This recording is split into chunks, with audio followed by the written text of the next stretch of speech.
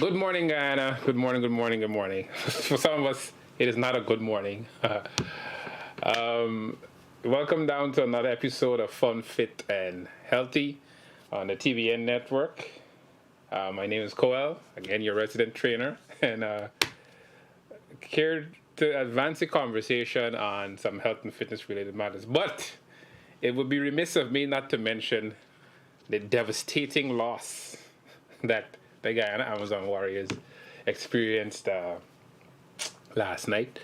In contemplating this loss, it kind of made me think about today's topic, or try to kind of triggered my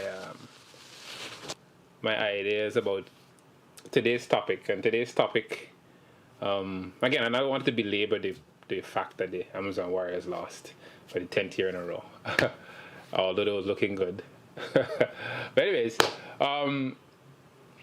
so today's topic we're going to discuss today is why you may not be seeing the results that you are intending to see when you started your fitness pursuit.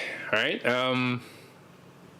Like many things, there are things that aid us and there are things that diminish our results. So today we'll be discussing that's about 5 general topics. About there are many reasons. But for me, I think these 5 might be the most common reasons why we may be experiencing difficulties when it comes to achieving our fitness pursuits. You know, from the jump, it's always a challenge to start. For a lot of us, because of the realities of our life, it's very, very difficult to start, right?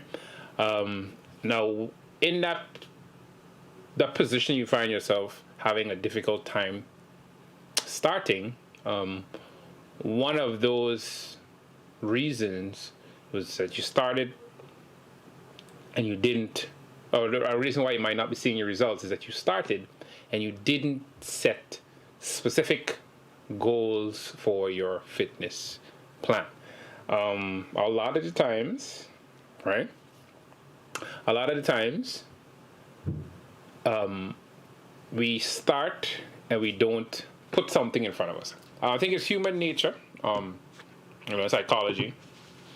It's human nature that once something's in front of us, once we have definitive, clear-cut goals in front of us, most of us typically work harder. You know, we see people who are higher achievers in athletics, people are higher achievers in academics, in any sphere of life that requires you to produce results. Once you don't have clear set goals, then, you know, it's very difficult for you to achieve that.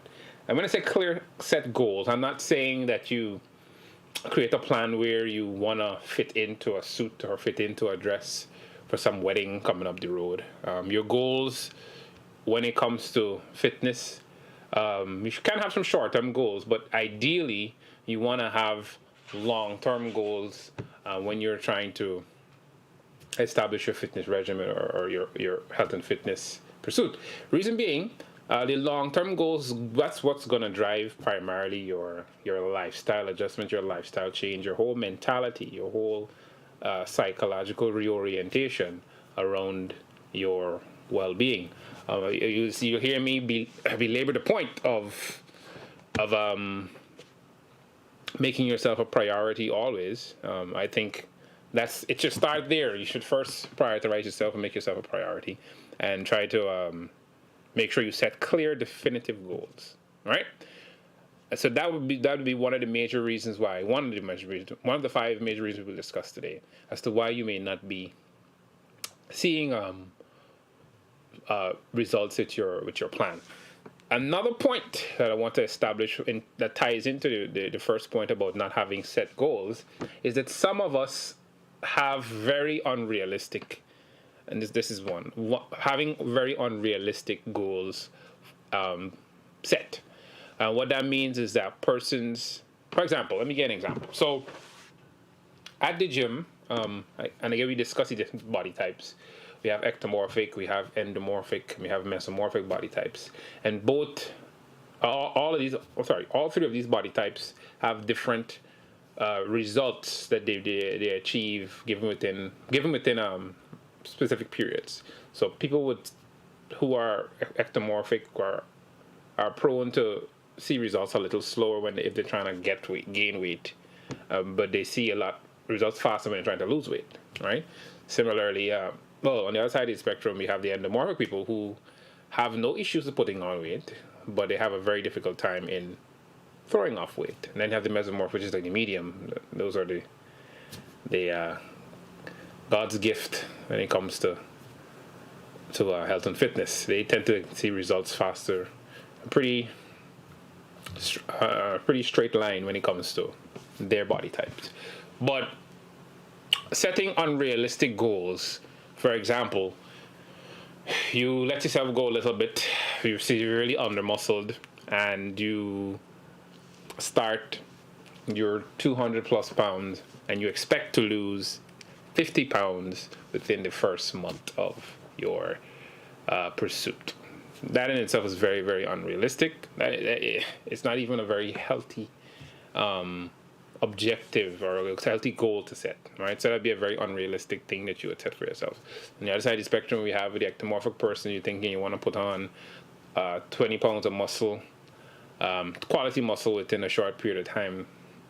Unless you're being assisted, you're being shot up with some kind of extracurricular, it's unlikely you're going to see that kind of muscular growth within that short period of time. So, setting unrealistic goals is one of the ways that you can ensure as the day is sure the sun will rise the next day.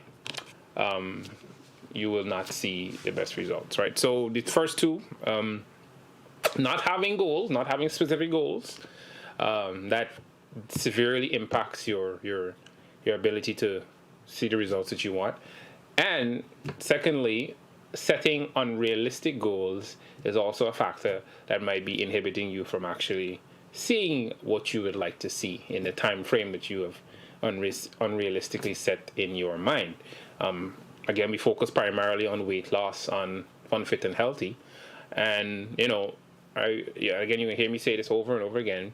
It took some time for you to put that weight on. It's going to take some time for you to take that weight off. There is no silver or magic bullet that is going to give you the results that you want rapidly. None. If you see anything that touts these kinds of fast results, you see any trainer, any health professional promising you a certain set of results within a certain set of time if you jump on their program, or if you jump on, no, it's unrealistic. It's just all gimmicky, and there's no results outside of having specific goals and setting realistic goals for yourself, right? Another issue that a lot of persons face when it comes to deciding on their fitness regimen is that they are too hardcore when it comes to a specific style of training. And let me explain what I mean by that. Now, again, from being in the gym for a very long time, I would see women come to gym who are severely under-muscled. They come to the gym, and they come and they go and they do hours and hours and hours of aerobics, right? Every week, racking up 5 hours of just aerobic training. They come, go jump up in the aerobic room, and then they leave. And in their mind, in the minds of most women, again, the show trying to dispel a lot of incorrect narratives here. Most women believe that if they lift weights, they're going to get big and bulky and look like a man, right? That is not true. Women you see in the gym that look like men or have big developed muscles like men, probably they want to look like that. They've trained a number of years that facilitated them to look that way. In addition to that, most of them also be taking the extracurriculars that aid in them looking big and bulky and muscular, right? So women should never be afraid of lifting weights. And I say that to say this. Most of these women have the misconception that if they come and they do aerobics is a woman thing. Women see results with aerobics, and we're gonna stick to this and just do this because this is what I think. I don't want to lift weights because I think I'm gonna get big and bulky. That's unrealistic. Or if you stick too hardcore within your belief system around what system of working out works, then you are doing yourself a disservice, and you're creating a missed opportunity for you to actually experiment with your body to see what your body can actually achieve once you've experimented with other forms of training. Let's take, for example, in the last 15 years or so, well, in Guyana in particular, we've seen an upsurge in the CrossFit style of training. And if you go to gyms, hardcore bodybuilders, guys who lift weights, and they don't necessarily believe in a lot of the CrossFit routines that you see performed. And CrossFit actually is a brand of exercise, an exercise system that has particular movements, it has different metrics and so on. So with CrossFit being popularized in the last couple of years, a lot of persons jumped on the CrossFit train, and they've been rocking with it, and they've been seeing the results that they want. And, they're fine with it. But a lot of them also become hardcore CrossFitters, and they don't necessarily want to do any other form of training. And that in itself is not necessarily the best approach. I think if you want to mix your systems up, free to do so. All right, so that's another problem that is highlighted there. We have persons that think that their system of exercising is hardcore. Now, on Fun, Fit, and Healthy, we have designed scalable workouts that incorporate a lot of the cardio. We incorporate a little bit of weight training, and we incorporate some of the CrossFit movements. So we try to create a median between these systems of exercise, so you can pretty much get the benefit of different styles of training. Personally, I do always recommend that you not be too hardcore with your belief system around health and fitness, because in Guyanese parlance, we like saying, there's many ways to skin a cat. So if you want to see results and you want to maximize, mix it up, So that would be a definite issue a lot of people might be facing when they have started, especially women who typically believe that cardio is the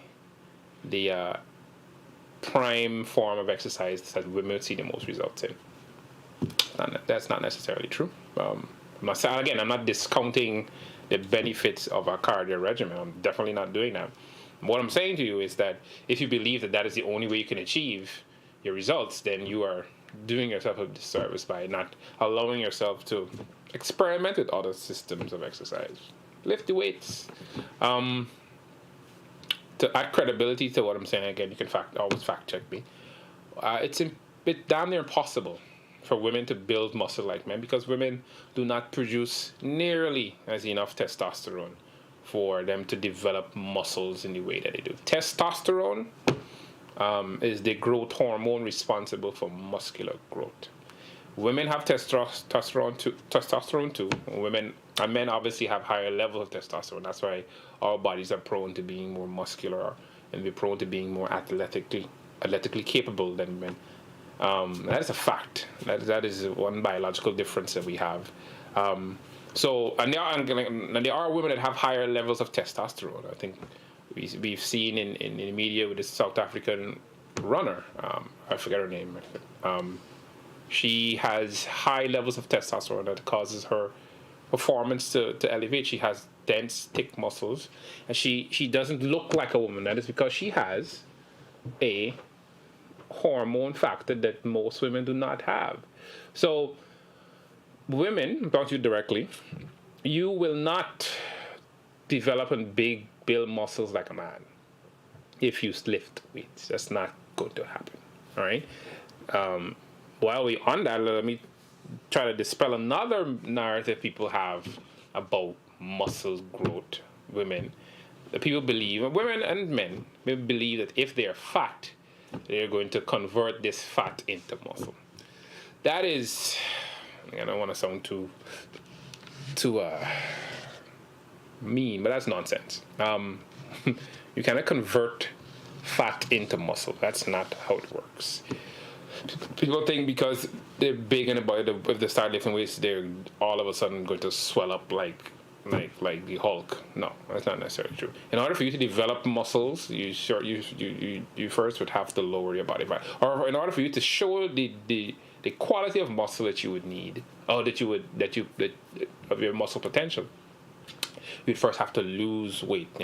Fat is adipose tissue, right? It doesn't grow. It accumulates in your body, right? It doesn't necessarily grow per se. So fat cannot turn into muscle. That's not true at all. It couldn't be further from the truth. Fat cannot be turned into muscle. You can use fat for energy to help you to build muscle, but you're not turning fat into muscle. That's not going to happen, right? So if you think you're big and you want to lift weights, your arms and no, that's not true. That's not true. What happens a lot of the times, people assume that they're getting bigger, is that when they lift weights, their muscles are torn.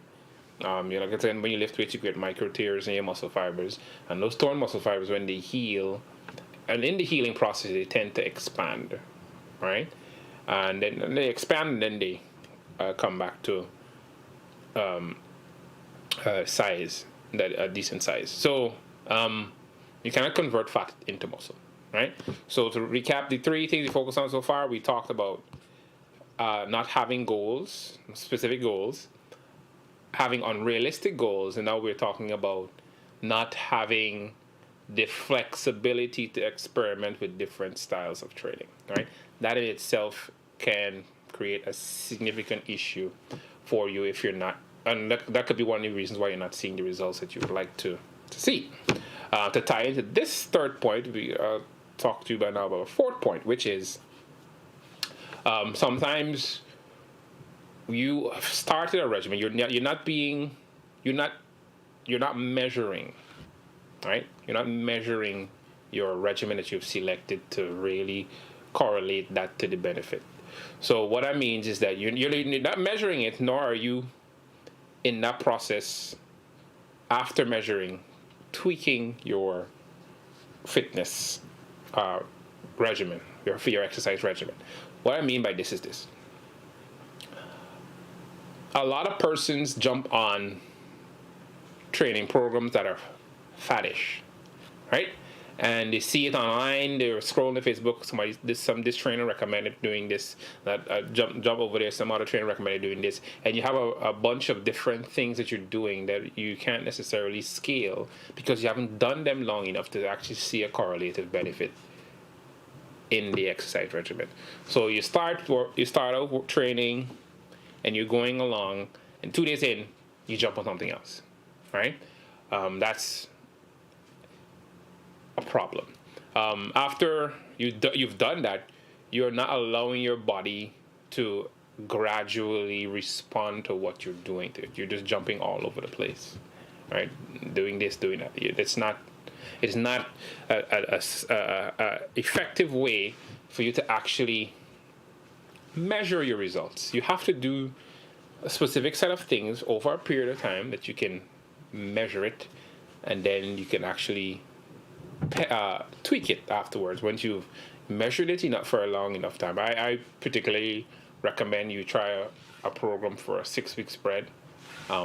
You can shorten it if you like, whatever suits you, but you must be able to do it for a period of time that is scalable, that you're able to now measure and see what definitively this particular style of workout has done for me, right?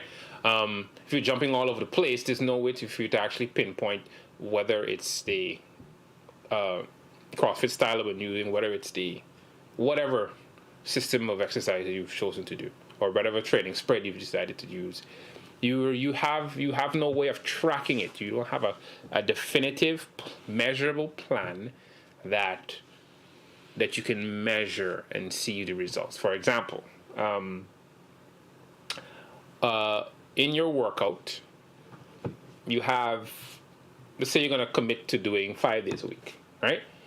And in that 5 days, you started off saying, oh, I'm going to do legs on Monday, upper body, chest, let's say chest on Tuesday, do your core on Wednesday, then you rest, and then you do back upper body muscle like your back on Thursday, and then your Friday you do a bonus day, right? Where you kind of you can revisit, or you can do your shoulders or arms or whatever, right? So you've decided that you're going to try this particular program for the week, and then next week comes, you're saying, oh, I don't feel like doing it. You're going to jump on and start doing shoulders the Monday, and then you're confusing the process. You don't have a structured set up workout plan, right? So it's not structured, so you can't really measure it, and you're all over the place, so you don't necessarily know what's working, what's not working. In the beginning of your fitness plan, and was one of the reasons why we kind of structured fun, fit, and healthy the way we did, where we have Mondays, we have the lower body, you have that 2 day period, well, not 2 days, that 1 day period to recover, and then we hit your core, all right, and then you have another day to recover, and then we try to hit your upper body muscles. Tomorrow's workout, I'll talk about the end, but I'll get to that. But so, and then Fridays we try to hit all the upper body muscles, right? So you have a planned approach. We have something planned for Monday, something planned for Wednesday, something planned for Tuesday, Friday, and then you're able to do that for a period of time, and then you're able to measure and see whether or not fun, fit, and healthy, what we're doing, even makes sense to you. It may make sense, it may not make sense. That's fine, but the goal is to get going, right? So how we structured these workouts, how we structured the program, is for you to just get going and get the process moving along, so you can measure it and then see what the kind of results you can get, right? And last but not least, the final thing I want to touch on today before we close, and then we're going to tie all this back in, is your diet, right? The most important, and again, I didn't organize these points in any particular order of significance, but I will say your diet is the most significant component, and we've talked extensively the first couple of shows about the importance of diet. So one of the factors that might be inhibiting your progress is the diet, right? And again, I don't want you to hear diet and have these negative connotations about the word, and then you have these ideas. On the show, we've been talking about diet as being something that is realistic, something that you can realistically accomplish, that creates that caloric deficit that you would need to facilitate the body change, right? The exercise is just about 20% of the pie when it comes to results or getting results. The rest of it is your lifestyle and your diet. I would say diet is the most important and integral aspect of any fitness regimen that you decide to endeavor, right? So one of the reasons you might not be seeing the results that you want is that your diet is not optimal, right? So that is something you need to focus on, right? So now that we've talked about and highlighted the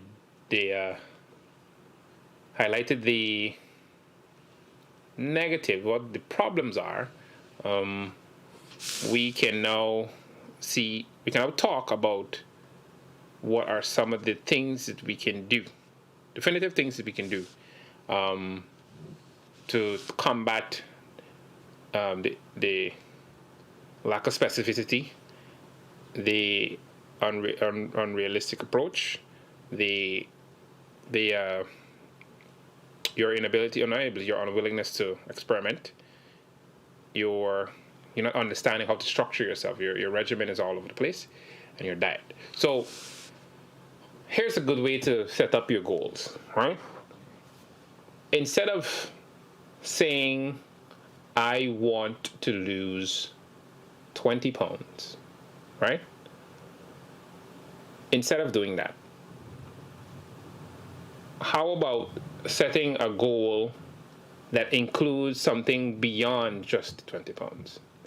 Let's say you want to lose 20 pounds, yes.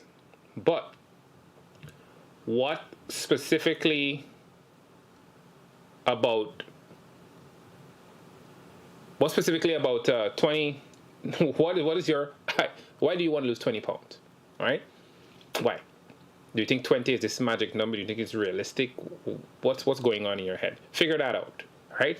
A lot of us think that we want to get back to a weight that we were before we had a kid, before we fell off the wagon or whatever. That's not necessarily something that you need to focus on. You're not trying to get back to anything, right? So in terms of setting up your goal, you're not trying to get back to something. You're trying to move forward towards something that you never had, right? So set your goal in a way that it's tied to something specific. Yes, I want to lose 20 pounds. But in losing 20 pounds, does this make sense? Am I trying to lose 20 pounds because I'm trying to get back to my high school weight? Or I'm trying to lose 20 pounds because I'm trying to be healthier, right? So the specific goal should be to get healthier, not necessarily the 20 pounds. My specific plan is to get healthier. In the process of getting healthier, 20 pounds is somewhere in the mix there. But it's not the paramount thing that you want to set your agenda for. Set your agenda that I'm trying to get healthier. Now, again, I mentioned earlier, create a realistic time period, right? I usually recommend start measuring yourself at around 6 weeks. 6 weeks is good. I think 6 weeks allows your body to respond favorably to whatever you're doing to it. And, do that, right? Again, to avoid setting unrealistic goals, you first must understand that there's no such thing as the perfect body. The perfect body does not exist, all right? It does not. That's a myth. That is definitely a myth, all right? So, because the perfect body doesn't exist, and I say that because I myself, when I started lifting weights and started experimenting with exercise, one of the things I got caught up in, there's an actual term for this called bigorexia, right? Where persons, men in particular, suffer from this when they start lifting weights. I think our body dysmorphia that a lot of people experience, where the person that they look at in the mirror is not necessarily the person that they see. The person that you actually are, or how you look, is not actually how you perceive yourself. And what I got caught up in is creating these unrealistic ideas in my head as to how I think I ought to look, and it wasn't very sensible. It wasn't a sensible thing to do, because it's not something that is attainable naturally, right? And then this is a huge problem I've personally seen going on in gyms in Guyana, where a lot of young people are getting into health and fitness, or getting into the gym to promote their health and fitness, and they're experimenting with extracurricular activities to get to this unrealistic idea of what a body should look like, right? It's not a real thing. So what you want to do is make sure that your goals are centered around getting, or these specific goals you've set is centered around a realistic and healthy approach. A lot of, and again, this is information that I'm aware of, a lot of youngsters are experimenting with steroids in Guyana. And I was very shocked at the number of youngsters that are experimenting with it. Again, if you're an adult, you have the freedom of choice. I'm not demonizing anybody's choice. But what I'm saying is that the reason most of them might be making this decision is because they have this unrealistic idea of what they should look like. And have this unrealistic idea of how long it should take, right?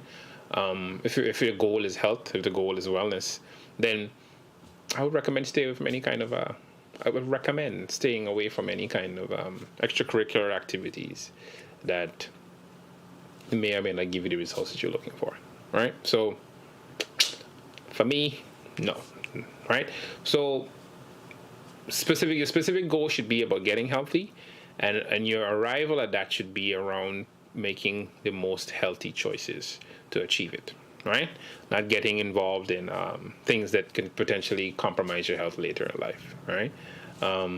Me personally, one of the side effects of steroid use is loss of libido, loss of sex drive. Now, come on now, like, why would you even want to experiment with something that has a marginal probability of you losing your desire for love making? That makes no sense. Last Tuesday we spoke about the benefits of sex, benefit exercise has for sex. Like, why would you want to do anything that would compromise that? That makes no sense to me. It makes very little sense to me. Have big, huge arms and parts of your body don't work. I mean, why? What's the point? What's the point of looking quote unquote attractive to the opposite sex, or if you're into whatever you're into, and you're not being able to perform? That makes no sense. 0 cents. So guys, have realistic goals, right? And the way you do so is to just understand that there's no perfect body, and you want to make sure you're working towards you being healthy as opposed to just looking a particular way. Feeling good matters more than looking good. But if you feel good, typically the looking good part, it follows, and it's a very subjective thing, right? One way, again, we were touching this earlier, the next point, which is the hardcore rigidity when it comes to choosing your style.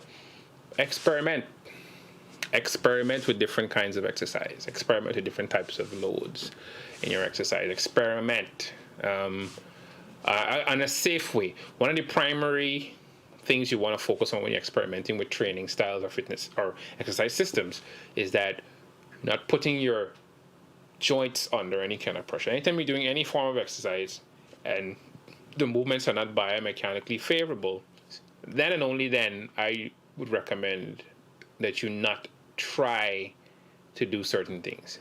on social media right now, there's a guy on Instagram that he be doing the most silly things, like putting a bench on his back and then pressing and then creating these Goldberg contraptions to exercise with, and he's getting a bunch of views, and it's all fun and giggles. But then some impressionable young person sees that and tries that exercise and hurts themselves. Right? You don't want to get caught up with following too many of the online superstars. Well, superstars, the online influencers.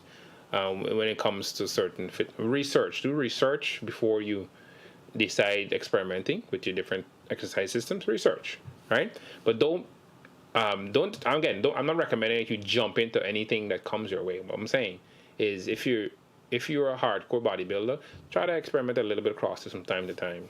Experiment a little bit of cardio, a cardio regimen, high interval training, and the different kind of things. Don't necessarily stay hardcore to your particular thing that you like. With the ladies in particular, we have the cardio lovers, the aerobic lovers. That's not necessarily the most effective way out there for you, right? So don't, again, redo your research. When in your research, you're able to see that experimenting with different types of exercises is wonderful. It's a good thing.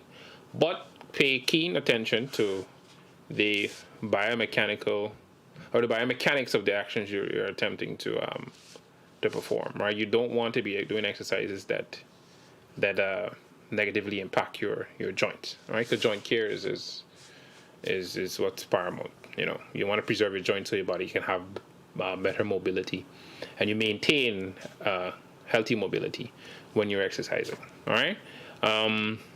Again, in order to combat your inability to measure and scale and structure your workouts, what you can do is you keep a journal. And you keep a journal.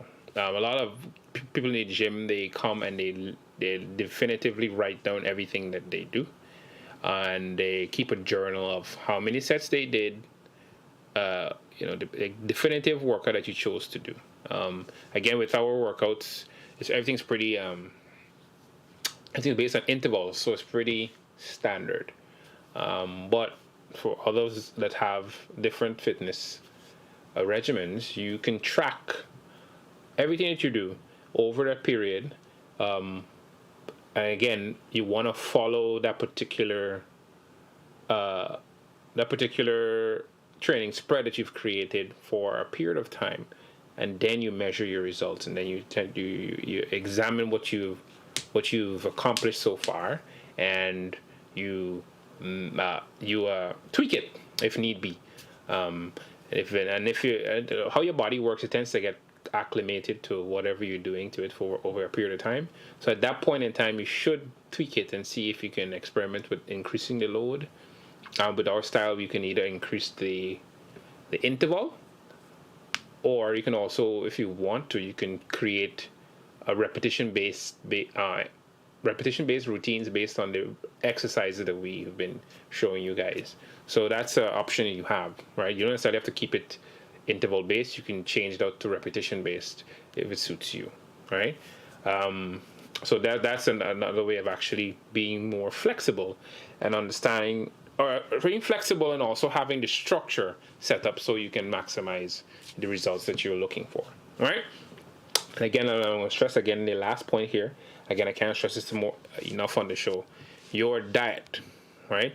Being aware of your body type, being aware of your caloric needs, and being aware of how to create a caloric deficit is paramount to your success when it comes to losing weight and getting in shape, right? You must have a definitive plan around your diet.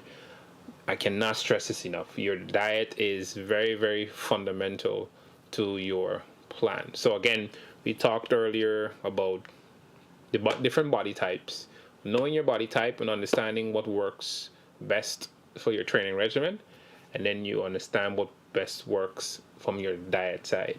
Your diet is very, very important, right? So I think we in recent shows, we can give you this calculator.net, the very good site for you to go on, and you can plug in your information and you can learn. It's calorie.net, calculator.net, sorry, CALCULATOR, calculator, and .net, and you go on there and you plug in your information, and it tells you definitively, as per lifestyle, what your caloric needs are and what your caloric deficit should be.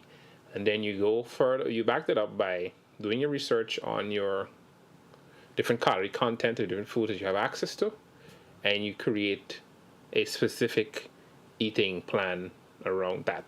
Again, diets that you pay a trainer for, and diets that you there are certain diets out there, the keto diet and all these diets that are available that you can follow. That's good and dandy. But what makes the most sense, what makes the most realistic sense, given people's economic situation, is to basically just understand what the caloric needs is, what the caloric deficit would be, and just basically scale what you currently eat and reduce that.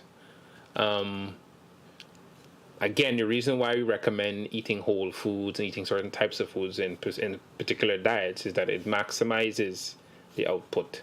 And if you're looking to maximize your output, it would be favorable that you follow a particular type of diet for an extended period of time, and then continue along with that type of eating, absent of financial burden. But if you're unable to actually buy some of the foods that would promote the healthier lifestyle, what is advised is that you look at what you currently have know what you need to intake, and then reduce your portion sizes based on what you currently have access to. And again, until such time we're able to actually afford a more, because I said eating healthy is a bit more expensive. It is. Why? We know because of modern food industries, kind of promotes dependence on processed foods, right? So processed foods are cheaper, but we want to make sure that we understand that a planned approach is the best approach towards achieving your goals. And yes, I think I'll shut up at this point and just basically reiterate to your viewing public that in the fitness pursuit, you are your number one fan, you're your number one motivator, you're your number one orchestrator of your goals, or orchestrator of your destiny when it comes to achieving your fitness pursuits. Make yourselves a priority, all right? Make yourselves a priority. And in doing so, you're able to effectively see the best results. I cannot stress enough, it's important that you are committed to yourself and committed to actualizing and realizing your potential when it comes to your fitness pursuits. Because all of us have the same capabilities, right? Outside of persons that may have underlying conditions, known or unknown, all of us have the capabilities to achieve these fitness goals. So it's just a matter of having a planned approach, knowing what's best, talking to the right people, seeking the help that you need, tuning in. If our show is beneficial to you, tune in, and be edified as much as possible on the platform. And we'll be here dispensing it every week with great pleasure. So as I always say, I'm very happy and blessed to be able to host this show and give you the information that is vital to your pursuits. So with that said, I'd like to thank you guys for joining us today on Fun, Fit, and Healthy.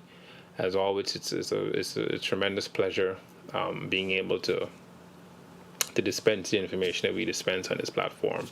So tomorrow we'll be doing a little bit of a different style of training in keeping with what we discussed today. We'll be focusing on high intensity interval training tomorrow. So tomorrow's session, Bring Your A Game, is going to be extremely tight. So tomorrow, look forward for our high intensity interval training session. It's going to be a bit shorter, but it's going to be very pacey, very, very tight. You understand? So thank you for joining us today at Fun, Fit, and Healthy. And we look forward to communicating with you again. And if you're feeling frustrated by the loss of the Amazon Warriors, go and catch a 5 and realize them guys rich, them men rich. So you don't stress yourself over people that done rich and done got it good. All right. So as always, I want to close by saying again, make yourself a priority and do your best. Utilize the information, utilize all the resources to achieve these goals. And thank you for joining us today on Fun, Fit, and Healthy. And it was a pleasure being with you. I am your resident trainer, Coel, signing out.